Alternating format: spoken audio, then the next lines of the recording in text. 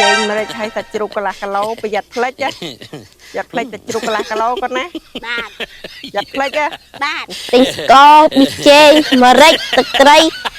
អីគេកន្លះគីឡូទៀតផ្លិចបាត់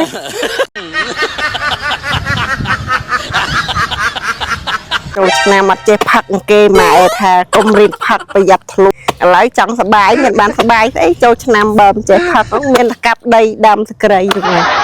ឥឡូវដល់ម៉ោងដឹកគោទៀតនេះបាត់កូនតាណាទេតន់មកនេះមិនតន់ដឹកគោមកទៀតហ៎តុកធាអើយអាត់ណាអូយម៉ែប្រើទៅដឹកគោទៀតអីរត់ទៅដឹកគោសិនណានេះពេកទៅផ្ទះឲ្យលឿនម៉ែជេលហើយស៊ីជេយ៉ា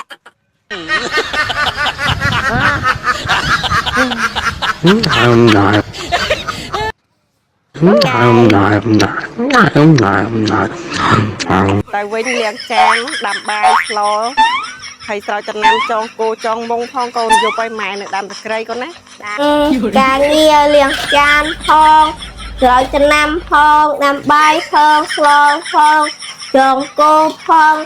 ថ្ងៃមួយថ្ងៃការងារចង់មកលៀនមុខ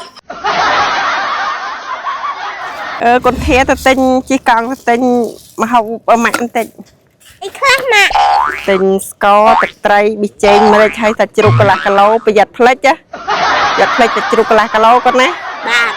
ប្រយ័ត្នផ្លិចណាបាទទិញចាំនៅចាំហើយទឹកត្រីប៊ីចេងម្រេចស្ករសាច់ជ្រូកកន្លះគីឡូបាទ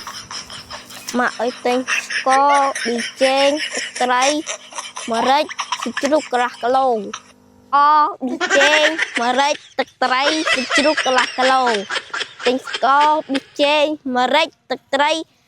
អីគេកន្លះគីឡូទៀតភ្លេចបាត់ហើយ